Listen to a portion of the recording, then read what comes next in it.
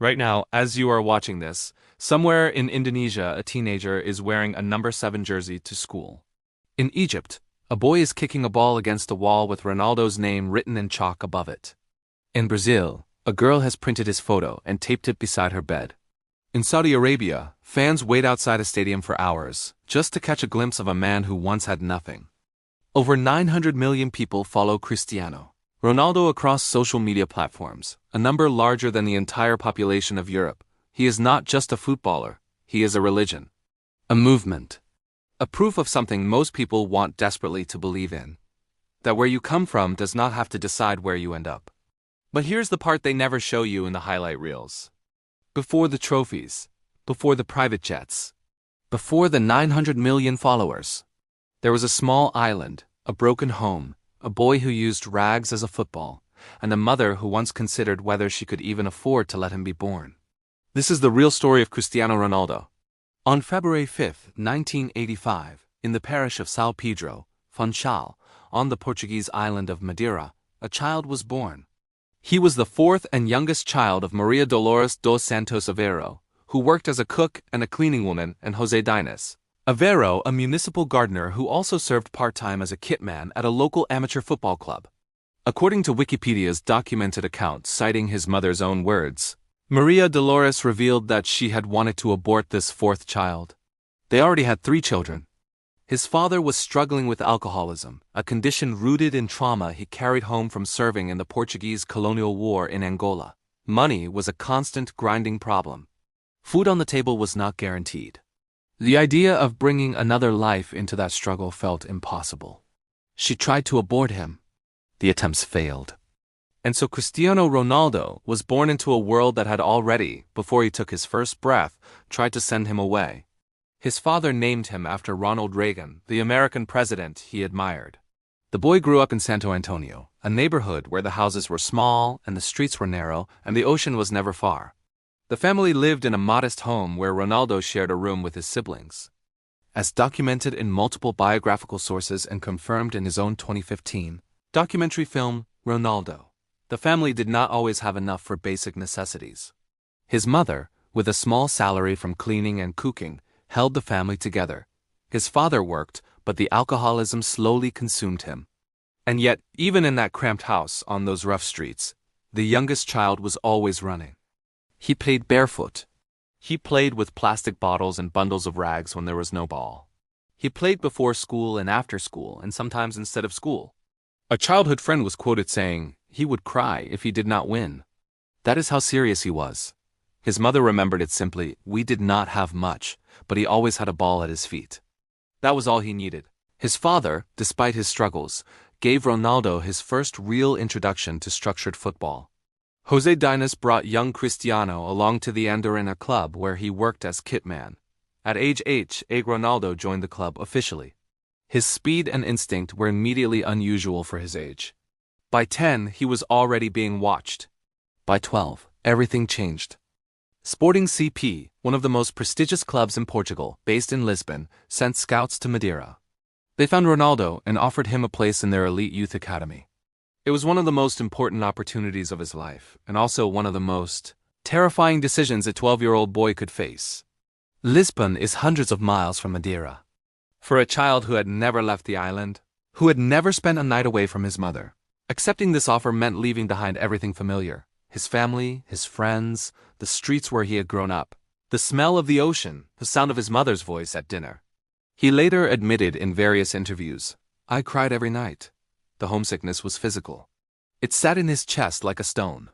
He was mocked by other academy players for his thick Madeiran accent, which marked him immediately as an outsider. He was thin, younger than most, and without the polish of boys who had trained in Lisbon their whole lives. He was teased, excluded, he could have gone home. Instead, as multiple coaches and teammates who knew him in that period have recalled, he trained longer than anyone else. After official sessions ended, he stayed on the pitch alone. He ran extra laps.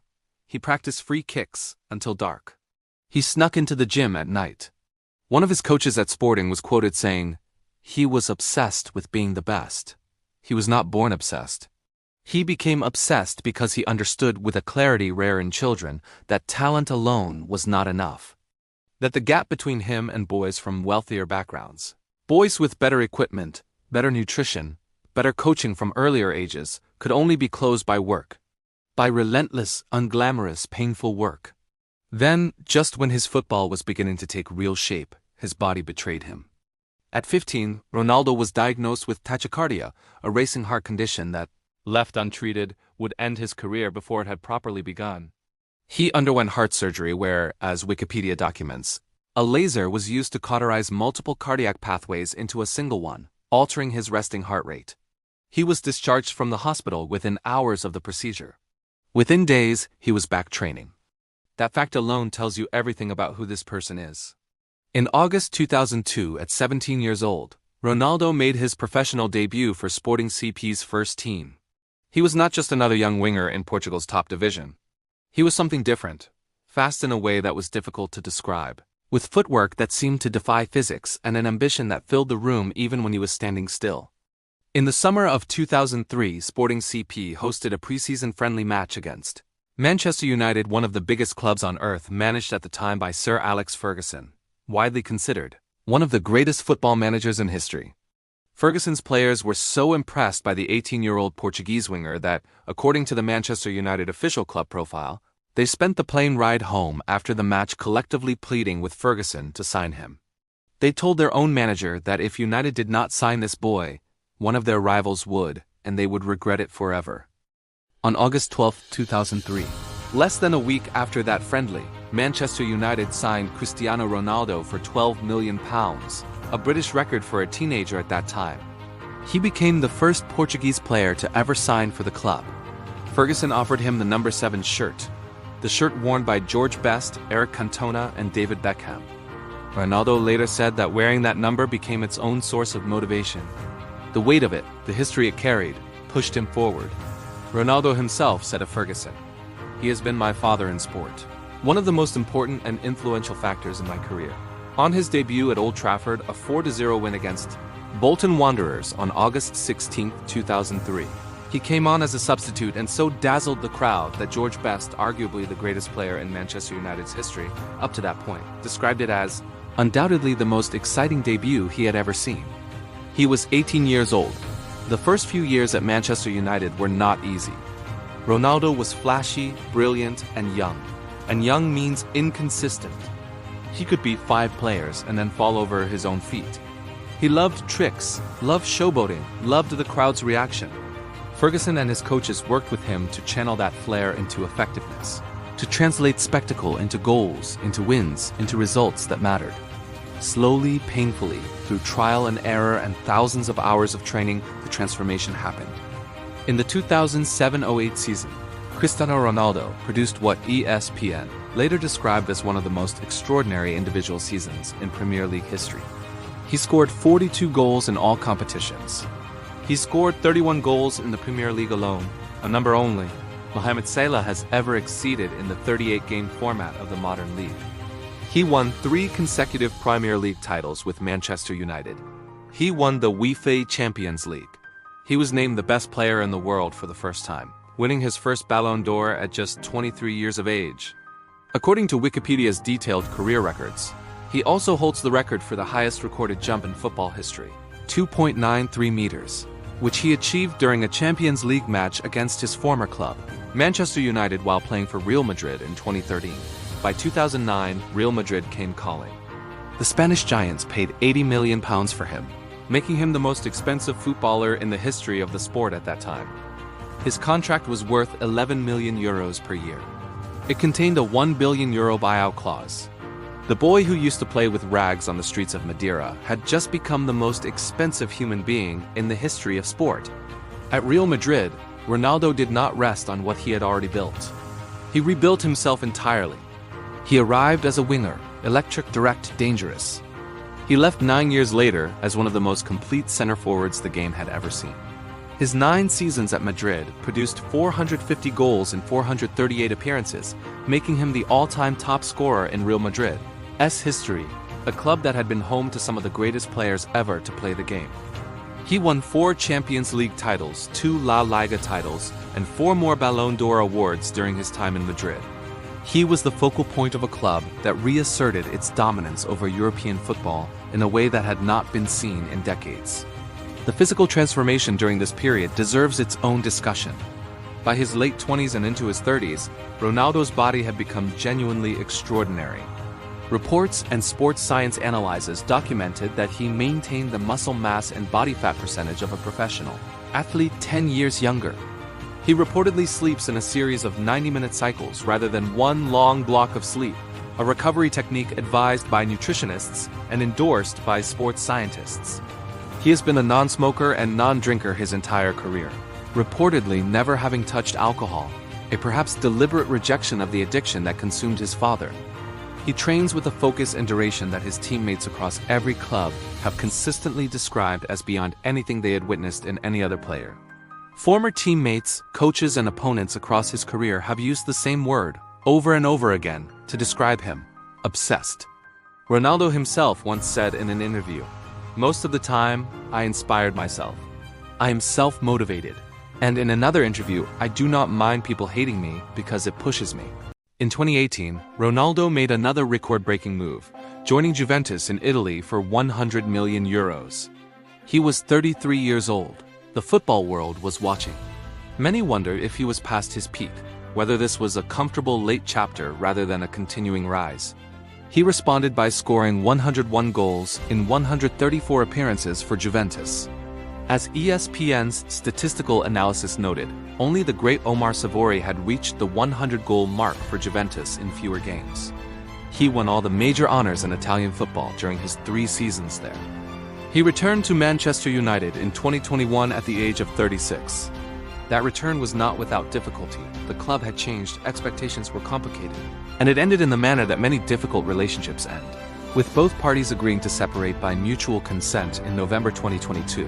But even in that final season back at Old Trafford, Ronaldo scored 24 goals in 38 appearances, passing Baikon's long-standing record to become the highest goalscorer in professional football history, crossing 800 career goals. In January 2023, he signed with Al Nassr in Saudi Arabia. When that signing was announced, Al Nassr's Instagram account jumped from 800,000 followers to more than 14 million in a matter of days. He reportedly received the highest football salary in history. In his first full campaign in the Saudi Pro League, he scored 50 goals in all competitions. At 40 years old, according to Sky Sports' verified career statistics, published on his birthday in February 2025, Ronaldo holds the record as the highest men's goal scorer in football history, with 923 verified career goals for club and country, a number FIFA has officially recognized. He holds the record for most appearances in Champions League history. Most goals in Champions League history to 140. Most assists in Champions League history. Most goals in European Championship history to 14. Most international appearances for any player in the world, 226 caps. Most international goals in men's football history, minus 143. He has won 34 trophies across his career, including 5 UEFA Champions Leagues. He is the only player in history to have scored 100 goals for 3 different clubs. He is one of only 4 players in history to score in 4 different World Cup tournaments. The airport on his home island of Madeira was renamed Cristiano Ronaldo International Airport in 2017. A galaxy was named CR7 by astronomers in 2015. These are not metaphors. These are documented facts. The boy who was almost never born has had a galaxy named after him. But records are not what this story is really about. Records are the surface. Underneath is something more important. His father, Jose Dines, died in 2005 from liver disease caused by his lifelong struggle with alcoholism. Ronaldo was 20 years old. He has spoken about his father with a tenderness and a grief that has never fully resolved itself. He has said that his father is with him still, that he thinks about him, that the loss of him was the deepest wound of his personal life. He did not let that wound fester into bitterness. He let it fuel something. His mother, Maria Dolores, the woman who once considered not bringing him into the world, has lived with him through every club, every city, through Lisbon and Manchester and Madrid and Turin.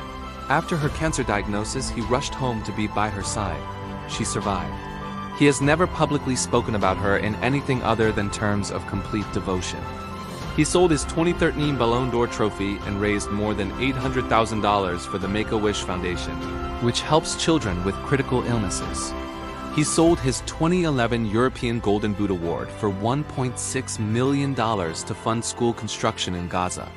He is an ambassador for Save the Children, UNICEF, and World Vision. He has donated blood regularly throughout his career, and as reported in multiple sources, has refused to get tattoos specifically so that he can donate blood more easily and more often. This is the man. So what does the story of Cristiano Ronaldo actually teach us? What can an ordinary person, watching a video about a football legend, actually take from it and carry into their own life? The first lesson is that pain is not an obstacle. It is an ingredient. Ronaldo did not succeed despite his difficult childhood. He succeeded, in part, because of what that childhood built into him: the hunger, the discipline, the absolute refusal to accept that his circumstances defined his ceiling. He once said, "Talent without hard work is nothing." He did not say it as a motivational poster quote. He said it as a man who had watched talent fail again and again while work kept winning. The second lesson is that consistency is the most underrated superpower there is. Everyone can have one great training session. Everyone can work hard when they feel inspired. What Ronaldo built, and what separated him from dozens of players with similar natural ability, was the ability to do it every single day. Whether he felt like it or not, whether he was winning or losing, whether the crowd was cheering or booing. His Real Madrid and Manchester United teammates have consistently reported that he was always the first to arrive and the last to leave. Day after day after day for over 2 decades. The third lesson is that self-belief is not arrogance. It is armor. Ronaldo was mocked for his accent. He was laughed at for his background. He was told in a dozen different ways throughout his life that he did not belong in the rooms he was walking into. He walked in anyway. He once said, "I am not a perfectionist, but I like to feel that things are done well." He carried himself like the best player in the world long before the world agreed, because he had decided internally that he was going to become that. The external recognition came later. The internal decision came first. The fourth lesson is that family and love are not weaknesses. They are the foundation. Ronaldo has been ferociously devoted to his children, to his mother, to the memory of his father, to Georgina Rodriguez, the woman he has been with since 2017. He said in his 2015 documentary, "If you do not have family, life will be very, very tough." The driven, obsessive competitor and the deeply attached family man are not contradictions in him. They are the same thing. The love he carries is the same force as the ambition. It all comes from the same place. And the fifth lesson, perhaps the most important, is that you do not need perfect conditions to begin. You need a decision. Ronaldo did not wait until he had proper equipment, proper nutrition, proper coaching, a stable home life, favorable circumstances. He started with rags on a dusty street in Madeira, and he never stopped. He started from nothing, and he turned it into everything that a human being in his field can possibly achieve. He is still going. At 40 years old, he is training for the 2026 World Cup. He has said publicly that he intends to represent Portugal in North America. Whether that happens or not, what cannot be argued is that the story of Cristiano Ronaldo is one of the most extraordinary individual journeys in the history of human achievement, not just in sport, but in any field. A boy who almost was not born, from an island barely anyone had heard of, in a family that could not always feed itself, has become the most followed human being on social media in history. The highest goal scorer the sport has ever seen, and a name that 900 million people across every culture, language, and country on earth recognize instantly. He did not arrive here on luck. He built every single inch of it. And somewhere in Madeira right now, a child is probably kicking a ball against the wall, watching a video on a phone, dreaming of something that seems impossible from where they are standing. Ronaldo's story says, keep kicking. If this story moved you, if it reminded you that your starting point is not your ending point, if it made you think, even for a moment, about your own discipline, your own dreams, your own daily choices, then share this with someone who needs to hear it. And if you want more stories like this, stories that go deeper than the highlight reel and into the real human beings behind the greatest achievements in history, then follow along. There's a lot more to tell.